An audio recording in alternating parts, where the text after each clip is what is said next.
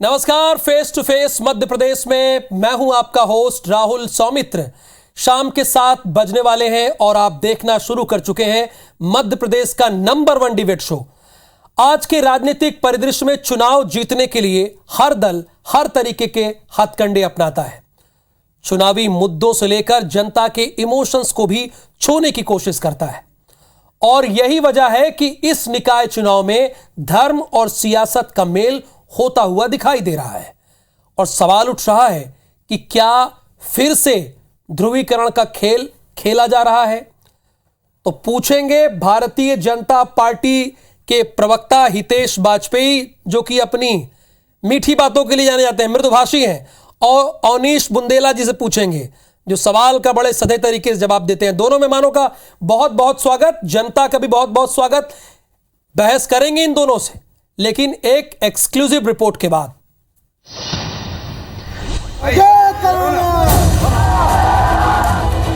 23 का सेमीफाइनल कहे जा रहे निकाय चुनाव के लिए प्रचार चरम पर है। जीत हासिल करने के लिए सियासी दलों ने पूरी ताकत झोंक दी है। चुनावी सभा और रैलियों से इतर आप जरा इन तस्वीरों पर नजर डालिए। जगह अलग अलग, तस्वीरें भी अलग अलग, लेकिन एक बात कॉमन है कि बीजेपी, कांग्रेस और AIMIM तीनों ही धर्म का सहारा ले रहे हैं। कोई अपना वजूद तलाश रहा है तो कोई अपनी जमीन मजबूत करने में जुटा है तो कोई अपनी विरासत को बचाने की कोशिश कर रहा है। बात करें कांग्रेस की तो PCC अध्यक्ष कमलनाथ मंगलवार को महाकाल की शरण में पहुंचे, भस्म आरती में शामिल हुए। दर्शन और पूजा के बाद उज्जैन से कांग्रेस के महापौर प्रत्याशी महेश परमार के लिए प्रचार किया। इस दौरान बीजेपी की सरकार पर कमलनाथ जमकर बरसे। बीजेपी सरकार की नीयत पर सवाल भी उन्होंने खड़े किए। भारतीय जनता पार्टी ने धर्म को जीवन की शैली नहीं, राजनैतिक और आर्थिक समृद्धि का माध्यम बना दिया है। हम धर्म की बात करें मगर अपनी रैली में हनुमान चालीसा का पाठ करें, यह कौन सा धर्म है? तो धर्म को सड़कों पर लाने वाली यदि कोई है तो भारतीय जनता पार्टी की विचारधारा है। दूसरी ओर बीजेपी ने भी एक कदम आगे बढ़कर हनुमान चालीसा की पाठ की शुरुआत कर दी। युवा मोर्चा ने बाइक रैली की शुरुआत के पहले सैकड़ों कार्यकर्ताओं के साथ सामूहिक हनुमान चालीसा का पाठ किया। मकसद साफ है, हार्डकोर हिंदुत्व के जरिए बीजेपी युवाओं के दिलों में जगह बनाने की कोशिश कर रही है। दूसरी ओर निकाय चुनाव में MIM के चीफ अजदुद्दीन ओवैसी की भी एंट्री हो गई है। ओवैसी मंच से बीजेपी कांग्रेस पर गरज रहे हैं। ओवैसी कांग्रेस के वोट बैंक में सेंध मारने की कोशिश में है, इसलिए बीजेपी के बजाय ओवैसी का निशाना कांग्रेस पर ज्यादा है। हालांकि चुनावी सीजन में कांग्रेस का मंदिर दर्शन कार्यक्रम बीजेपी को खटक रहा है। भारतीय जनता पार्टी के कार्यकर्ता तीर्थ जाते हैं और कांग्रेस के लोग पर्यटन पर जाते हैं। ये बेसिक फ़र्क है।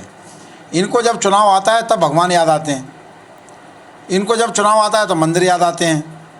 लेकिन भारतीय जनता पार्टी तो सनातन परंपराओं के लिए पल पल जीने वाली पार्टी है। कुल मिलाकर 2023 के विधानसभा चुनाव से पहले MP में धर्म और सियासत का मेल फिर शुरू हो गया है। ओवैसी जहां निकाय की बिसात पर माइनॉरिटी वोट बैंक को टटोलने की कोशिश कर रहे हैं, तो बीजेपी हार्डकोर हिंदुत्व के एजेंडे पर खुलकर आगे बढ़ रही है, जबकि कांग्रेस प्रो माइनॉरिटी की इमेज से पीछा छुड़ाना चाह रही है। ऐसे में एक बार फिर ये सवाल खड़ा होने लगा है कि चुनाव जीतने के लिए क्या वाकई धर्म का सहारा लेना ही आखिरी और एकमात्र उपाय है। नवीन कुमार सिंह, IBC 24, भोपाल। तो दोनों मेहमानों को स्क्रीन पर तो आप देख ही रहे हैं, मैंने परिचय भी दोनों मेहमानों से करा दिया। तो ये मैं जानना चाहता हूं, हितेश वाजपेयी जी, बड़े दिनों बाद आप आए, बहुत स्वागत है आपका। आप जाए तो तीर्थ और कांग्रेस जाए तो पर्यटन, ये कहाँ की न्याय संगत बात है? देखिए क्या होता है, 2 प्रकार से व्यक्ति जाते हैं किसी भी धार्मिक स्तर पर। एक आनंद के लिए जाते हैं, अपने भौतिक सुखों के लिए जाते हैं, या अपनी तामसिक जो प्रवृत्तियां होती हैं उसको पूरा करने के लिए जाते हैं, और एक जो है अपने अध्यात्म से जुड़कर श्रद्धा और आस्था के साथ जाते हैं। तो स्वाभाविक है कि कांग्रेस का हिंदुत्व से कोई लेना देना तो रहा नहीं। भाई राम मंदिर का विषय आया हो तो राम मंदिर के विषय को भी आपने देखा, उन्होंने अछूते ही छोड़ दिया था। हम लोगों ने तो कितने आंदोलन चलाए, हमारे पर तो ठप्पा लगा हुआ है साहब। हमने कार सेवाएं करी, कभी आपने सुना कि कांग्रेस ने कार सेवा करी हो राम मंदिर के आंदोलन के लिए? कभी नहीं किया। फिर उसके बाद आप धर्माधारित राजनीति को ले लीजिए, तो हमारे ऊपर तो ठप्पा है कि ये हिंदुत्व वाली पार्टी है, ये हिंदुओं का ऊपर कहीं पर भी कोई घटना घट जाए। फिर आप देखो अभी राजस्थान की सरकार में वहां पर एक दुर्घटना हो गई है, सब लोग जानते हैं कि क्या स्थिति है, कौन किसको बचा रहा है। तो देखिए साहब क्या है कि अब हमारे ऊपर तो साहब ठप्पा लगा हुआ है, लेकिन क्या हुआ कि बहुत सारे लोगों ने जब इस बात को स्वीकार करके सैंक्शन दे दिया, तो स्वाभाविक है कि बहुसंख्यक हमारे समर्थन में आए और लोगों के मन में आया भी कि भाई कांग्रेस ऐसा क्यों नहीं करती है। तो तब हमने इस बात को रखा कि कांग्रेस तुष्टीकरण करती है। तो हुआ क्या, अल्पसंख्यक और मुस्लिम समुदाय भी कांग्रेस से दूर हो गया। क्यों? क्योंकि वो उनको तुष्टीकरण के अंदाज में साथ लेके चलते हैं, उनको दिल से लेके नहीं चलते। तो स्वाभाविक है ये बात भी उद्घाटित हुई। तो धीरे धीरे इलेक्शन टू इलेक्शन लोगों की जब ये बात समझ में आई, तो यही स्थिति है कि आज सोचिए 125 साल पुरानी पार्टी केवल 2 राज्यों में सिमट कर रह गई है, और वहीं पर 80 से हमारी शुरुआत है। तो हमारी स्वीकार्यता बनी, हम बहस कुछ भी करें, लेकिन जो सामने दर्शक बैठे हैं वो बहुत अच्छे से सच को जानते हैं साहब।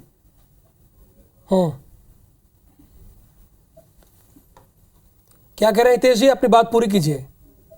मैं बस ये कहना चाहता हूं कि दर्शक जो हैं वो दशकों तक देखते हैं आपके व्यवहार को, और उन्होंने इसको देखा कि जब भी बात भाई धर्म, संस्कृति या राष्ट्रीयता की आती है तो उस पर भारतीय जनता पार्टी कभी समझौता नहीं करती। आप पर तो हिंदुत्व का ठप्पा लगा है, ठीक है, आपने इस बात को स्वीकारा, हिंदुत्व का आप पर ठप्पा लगा हुआ है। अवनीश बुंदेला जी, धर्म को सड़कों पर लाने का काम भारतीय जनता पार्टी कर रही है, आप आरोप लगा रहे हैं, आपके ऑफिशियल प्रवक्ता आरोप लगा रहे हैं, तो चुनाव में वही काम तो आप भी कर रहे हैं ना, वही काम। देखिए हम इतना जानते हैं कि जब भी आप हनुमान चालीसा का पाठ करते हैं तो कम से कम आपके वस्त्र स्वच्छ होना चाहिए, निर्मल होना चाहिए, और कम से कम जूते पहनकर तो, गुटखा खाकर तो हनुमान चालीसा का पाठ नहीं किया जाता है, जो आज भारतीय जनता पार्टी के लोगों ने किया। यही तो है कि धर्म को सड़क पर लेके आना, यही तो उसका तात्पर्य है। और जहाँ तक बात है, देखिए कमलनाथ जी के निरंतर नगर निगम क्षेत्र में दौरे चल रहे हैं, कल सतना में थे, उसके एक दिन पहले सागर में थे, और अगर उज्जैन कोई व्यक्ति जाए, वो भी हनुमान भक्त कमलनाथ जी जैसा व्यक्ति, तो क्या महाकाल के दर्शन करने नहीं जाएगा? अगर भारतीय जनता पार्टी को इस पर आपत्ति है तो होती रहे, ये कोई हम इनको हिंदुत्व का ठेकेदार नहीं मानते, ये भले ही बने रहे हिंदुत्व के ठेकेदार, हमको मालूम है कि तो छदम हिंदू हैं, ये सिर्फ अपने फायदे के लिए ये हिंदुत्व का, राम का प्रयोग करते हैं, उपयोग करते हैं, लेकिन उन्होंने उसके बेटरमेंट के लिए, उसके विकास के लिए कुछ, उसी महाकाल मंदिर के जीर्णोद्धार विकास के लिए कमलनाथ जी की 15 माह की सरकार ने 300 करोड़ रुपए दिए, 15 साल तक इन्होंने उसके लिए ढेला खर्च नहीं किया। वहीं से अगर आप आगे बढ़ेंगे थोड़े, पशुपतिनाथ मंदिर चले जाएंगे मंदसौर में, तो वहां भी महाकाल का एक शिवलिंग है, वहां पर 154 एकड़ जमीन एक भूमाफिया ने कब्जा कर रखी थी भाजपा सरकार की शय पर, हमने उसको 15 माह मुक्त कराया। चाहे राम वन गमन पथ हो, चाहे पुजारियों को मानदेय बढ़ाना, ये सब काम किसने किया? ये सिर्फ 15 माह में हुए। ये हिंदुत्व का ढोल पीटते हैं। मुझे बड़ा आश्चर्य हुआ, अभी हितेश जी ने कहा कि मंदिर लोग जाते हैं अपनी कुछ इच्छाओं की पूर्ति के लिए। मैं पूछना चाहता हूं, आपने एक बात और कही अभी हाल, राहुल जी आपने भी सुनी होगी, कई लोग अपनी तामसिक प्रवृत्ति की पूर्ति के लिए भी मंदिर जाते हैं। तो मुझे बताएं, मंदिर में जाकर हितेश जी कौन सा तामसिक कार्य करते हैं, कौन सी अपनी तामसिक इच्छा की पूर्ति के लिए मंदिर जाते हैं? इस बात का जवाब दें। इससे स्पष्ट होता है कि भाजपा धर्म को सदैव गलत एंगल से देखने का प्रयास करती है और सदैव उसका राजनीतिक ध्रुवीकरण करने का प्रयास करती है। हम तो साफ कह रहे हैं भैया, महाकाल के दर्शन करने आप भी जाइए। और सबसे बड़ी बात, इनको आपत्ति इस बात पर है कि कमलनाथ जी क्यों गए, क्योंकि इनने ये ऐसा मानते हैं ना राहुल जी कि आपने खुद कहा कि ठेकेदार है, इनका पेटेंट है, इन पे ठप्पा लगा है, ये ऐसा मानते। जनता ऐसे नहीं मानती। इनके तो कल एक विधायक सीहोर के ये भी कह रहे थे कि जो भाजपा में सिर्फ वही भारतीय, बाकी सब पाकिस्तानी है, मतलब 135 करोड़ जनता पाकिस्तानी है, मतलब बाकी जो भाजपा में चंद लोग हैं वही भारतीय है। तो ये तो कुछ भी कहेंगे साहब, ये तो कुछ भी कर सकते हैं। क्यों? क्योंकि इन्होंने राम के नाम को बेचा है, फर्जी राम। ये बहुत बड़ा आरोप लगा रहे हैं अवनीश बुंदेला, 15,000 चेक बाउंस राम के नाम को बेचा गया। 15,000 चेक, बेचा है। मैं बताता हूँ आपको, राहुल जी सुनिएगा, इन्होंने इनके 15,000 चेक बाउंस हुए, 15,022 करोड़ के चेक नहीं, राम हमारी और आपकी आस्था का विषय है, में इनके लोगों ने किसी दल पर उसे बेचने जैसे शब्द का इस्तेमाल कैसे कर रहे हैं। देखिए अवनीश जी प्लीज, देखिए बात कर रहे हैं, चाहे आप हो चाहे मेरी आस्था हो, राहुल जी सभी की आस्था भगवान राम में है, आप उसे बेचने की बात कर रहे हैं। राहुल जी मेरी बात, राहुल जी भाजपा ने राम के नाम को बेचा है। मैं अड़े हूं इस बात पर, आप मेरी बात सुनेंगे तो जवाब मिलेगा। हाँ बोलिए। ये बताया मुझे, 2 करोड़ की जमीन 15 मिनट के अंदर 2 करोड़ की जमीन खरीदते हैं खुद इनके कुछ लोग, जिसमें कोई एक राय साहब करके थे ट्रस्ट के अध्यक्ष, 15 मिनट के अंदर वो जमीन 8 करोड़ में बेच दी जाती है। क्या ये राम के नाम पे बेचना नहीं है? क्या ये राम के नाम पर सौदा नहीं? मुझे इस बात का जवाब दें आप चुनाव, आप क्या इसी विषय पर बहस है? तो नोटबंदी इसका जवाब अवनीश जी दें। क्या इसी बात पर बहस है? राम मंदिर ट्रस्ट की हम लोग बात कर रहे हैं। देखिए ये निकाय चुनाव है, बहुत इंपॉर्टेंट समय है, 25 मिनट का ये वक्त है, इसमें अगर टाइम वेस्ट करेंगे ना तो जनता क्या सोचेगी? आज जिस पर बहस है उसी पर रहिए ना। कहां आप चले गए अयोध्या? क्या हितेश वाजपेयी जी ने इसी विषय पर बहस की थी? क्या उन्होंने हमको फर्जी उन्होंने नहीं कहा था? पहले भाग में जो कहा विषय से तो संबंधित बात कही है। अवनीश जी आप भी सुन रहे हैं, जनता भी सुन रही है। मुझे विषय से संबंधित आप राम मंदिर ट्रस्ट चले गए। मेरा निवेदन आपसे, राहुल जी, आप चंपत राय का जिक्र करने लगे। कर रहा हूं जिस धर्म पर, अगर मतलब ये धर्म की बात कर रहे हैं, ये धर्म आज का विषय है। फिर से ध्रुवीकरण का खेल, ये पढ़ रहा हूं मैं आपके यहाँ, ये धर्म और सियासत का मेल, ये पढ़ रहा हूं मैं आपके यहाँ। तो क्या धर्म में प्रभु श्री राम नहीं? जवाब दीजिए हितेश जी, 1 मिनट सर, मैंने आपको बहुत टाइम दे दिया। आपको लगता है अब हितेश जी को भी देना होगा। अवनीश जी बहुत समय दिया, ज्यादा दिया उनसे मैंने आपको। हितेश राहुल जी, आपने बहुत अच्छा संदर्भ अब इस डिबेट को क्रिएट किया है। हाँ, हमारा हमेशा अभियान, सौमित्र जी मैं आपको बताऊं कि आप देखेंगे कि शिवराज जी का जो भी अभियान विधानसभा चुनाव का हो, कैंपेन जब भी हमारा शुरू होता है तो हम महाकालेश्वर मंदिर की पूजा से प्रारंभ करते हैं और क्या संकल्प लेते हैं। अब ये महत्वपूर्ण है, अवनीश जी ने पूछा है, अच्छी बात है, बिल्कुल उनका हक है जानने का। हम ये संकल्प लेते हैं और चुनाव इस पर होना चाहिए और महाकालेश्वर भगवान हमको ये शक्ति दे कि हम हर घर में नर्मदा जल पहुंचाएं, हर घर में नल लग जाए। और इसीलिए बुरहानपुर जैसे शहर में आप सोचिए कि लगभग मतलब बुरहानपुर पहला शहर है जहां 100% नल लग चुके हैं। राहुल जी, आपने भी उस कार्यक्रम को लाइव किया है। तो हम लक्ष्यगत तरीके से इस काम को करें, इसकी शक्ति हमको महाकालेश्वर दें। अब इसके बाद आ जाइए, आज जब मैं आपसे बात कर रहा हूँ, आपको पता है प्रति माह 18 लाख घरों में, ये हम देखिए हम लोग क्या हर चीज नाप के करते हैं, जैसे रोज के 50 किलोमीटर सड़कें बन रही हैं, हाईवेज बन रहे हैं, तो हम बताते हैं रोज के 50 किलोमीटर बन रहे हैं।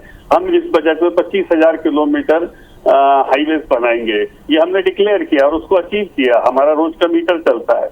आपने देखा होगा कि हमने LED बल्ब दिए, CFL दिए, तो रोज कितने घरों में वो पहुंचे इस बात को रखा। हमने 80 करोड़ लोगों तक देश में 1 रुपए किलो गेहूं और चावल जो था वो निःशुल्क पहुंचाया खाद्य सुरक्षा के तहत, क्योंकि कोविड का काल था। तो हमारी योजना इसको लेकर है। लगभग आप मान के चलिए 8 लाख मकान हमारे हम लोग चाबियां दे चुके हैं सौमित्र जी।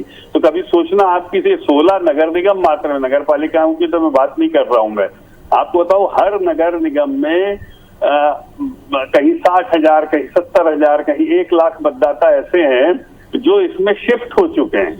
हम जब मतदाता सूची लेके घूम रहे हैं ना, तो हमको दिखाई दे रहा है, क्योंकि मकानों की चाबियां देने के बाद ये पहला चुनाव हो रहा है, इसके बाद अभी विधानसभा होंगे। तो आप सोचिए, जिसको छत मिली है सौमित्र जी, वो किसको वोट देगा? उसको नहीं पता कि ये छत शिवराज जी मोदी जी के सरकार की वजह से मिली है या कमलनाथ जी की वजह से मिली है। अवनीश जी जवाब इसका, उसके बाद ब्रेक पर जाना है। हितेश जी, अवनीश जी जवाब लेते हैं। जवाब अवनीश जी। देखिए, सबसे बड़ी बात, अगर आप विकास की बात कर रहे हैं तो विकास तो आप मुझे बताएं, सड़कों की बात कर रहे हैं, अब ऐसी सड़कें क्यों बनती? राहुल जी, मध्य प्रदेश की बात करूं कि सड़क जो बनती है उसका टेंडर पास सीसी का होता है और सीसी इतनी खराब क्वालिटी की होती है, उसके बाद उसी ठेकेदार उसी सड़क पर 10 दिन बाद डम्मर भी कर देता है, तो लोग संतुष्ट हो जाते हैं। लेकिन वास्तविकता पेमेंट सीसी का हुआ है, डम्मर का नहीं हुआ है। और यही हाल पूरे मध्य प्रदेश की सड़कों का है। आप मध्य प्रदेश में आते, भोपाल में आते हो, अरे मेरे भैया, भोपाल की बात बता दूं आपको, भोपाल की बात बता दूं, आपने क्या लेकर आए थे? आपने कि बसें, भोपाल, पूरे भोपाल शहर की सड़कें खराब हुई थी। आप जहाँ रहते वहाँ की खसाने की सड़कें खराब हैं। आप नल आ नहीं रहे हैं, नल आ नहीं रहे हैं, मैं आपको नल आ नहीं रहे हैं, चाहे भोपाल हो चाहे हाँ पानी नहीं आ रहा है, चाहे उसी को कहते नल नहीं आना, जाके पता करिएगा। नल कनेक्शन कहलाता है, पानी कनेक्शन नहीं कहलाते जी। कृपया करके ये कॉमेडी शो नहीं हो रहा है तेज जी। वक्त यहाँ पर ब्रेक का है, आप दोनों की बहस यहीं से हम शुरू करेंगे। और सियासत और धर्म का मेल नहीं होना चाहिए। चुनाव जनता के मुद्दों पर लड़ा जाए, ध्रुवीकरण का खेल ना हो, यही हम सब चाहते हैं। अभी देखा आपने पहले भाग में अवनीश बुंदेला जी और हितेश वाजपेयी जी विकास की बातें कर रहे थे, दूसरे सेगमेंट में पहले भाग के। लेकिन सवाल यह है कि तुष्टीकरण की बात कहा जाती है, जब कोई दल एंट्री करता है तो ये क्यों कहा जाने लगता है कि ये इसकी बी टीम है, ये इसकी ए टीम है। अवनीश जी, हितेश वाजपेयी जी ने आप पर पहले भाग में तुष्टीकरण का आरोप भी लगाया, और कोई भी दल, कोई भी राजनीतिक दल चुनाव लड़ने के लिए स्वतंत्र है। आप ये आरोप प्रत्यारोप क्यों लगाने लगते हैं कि ये बी टीम है, ये ए टीम है? आप दोनों चुनाव लड़िए, आप दोनों बड़े दल हैं, मजबूती से जनता की बात को रखिए। ये कैसे इधर उधर भटक जाते हैं आप लोग? देखिए, मैं एक नया नाम देता हूँ ओबीसी की पार्टी को। ये उनके संकट मोचक हैं। जहाँ जहाँ भाजपा हारने लगती है तो ये ओबीसी को बुलाते हैं। याद करिए, ये जहाँ के हैदराबाद के वहाँ गिनी चुनी सीटों पर चुनाव लड़ते हैं, और मध्य प्रदेश उत्तर प्रदेश में सारी सीटों पर चुनाव लड़ते हैं। इससे साबित होता है कि वोट कटा हुआ पार्टी वोट काटने के लिए आते हैं। भाजपा कौन सारी सीटों पर लड़ता है? पहली चीज, अभी जो बात कर रहे थे, कौन सारी सीटों पे लड़ता है? ओबीसी की पार्टी। आप याद करें, मध्य प्रदेश, पश्चिमी उत्तर प्रदेश के कुछ विधानसभा क्षेत्रों में, अवनीश जी, पश्चिमी उत्तर प्रदेश के कुछ विधानसभा क्षेत्रों में। राहुल, हाँ बोलिए। राहुल जी, बिहार में भी, लेकिन अगर आप जाके जाए, आंध्रा में जाएंगे, कर्नाटका में जाएंगे, तो वहाँ ये बहुत कम सीटों पर लड़े, पहली चीज। और दूसरी बात बताऊं, यही विकास की बात कर रहे थे भोपाल की हितेश जी, तो मैं इनको याद दिला दूं कि भोपाल में ये BRTS लेके आई इनकी सरकार। 317 करोड़ रुपए का प्रोजेक्ट था, अब 617 का, अब उसको निकालने के लिए 300 करोड़ के टेंडर और आ रहे हैं। पहले हमने विरोध किया था कि मत करिए, ये असुविधाजनक है। BRTS में अगर आप देखें तो 2014 से अब तक 1000 से ज्यादा मौतें हो चुकी हैं। उन मौतों का जिम्मेदार कौन है? क्या इस तरह का विकास करेंगे आप? ये भ्रष्टाचार के आकंठ में डूबे हैं। नगर निगम जो 16 के 16 भ्रष्टाचार के आकंठ में डूबे हैं। और बता दो, सड़कों की बात कर रहे थे, सागर जाके देखें। हम पत्रकार तो यही चाहते हैं कि ऐसे मुद्दों को आप उठाइए, ऐसे मुद्दों को उठाइए। लेकिन आप क्या कह रहे हैं? आज के बयान आपको पता है जी, ओवैसी का नाम किसके साथ जोड़ रहे हैं? उसमें तो कोई भी दल उबल पड़ेगा। पत्रकार समूह भी यही चाहता है कि ऐसे मुद्दे उठाइए, कमियों को गिनाइए। लेकिन ये क्या है? ओवैसी के साथ सरनेम किसी और का जोड़ रहे हैं आप। कह रहे हैं ऐसा क्यों करते हैं आप लोग?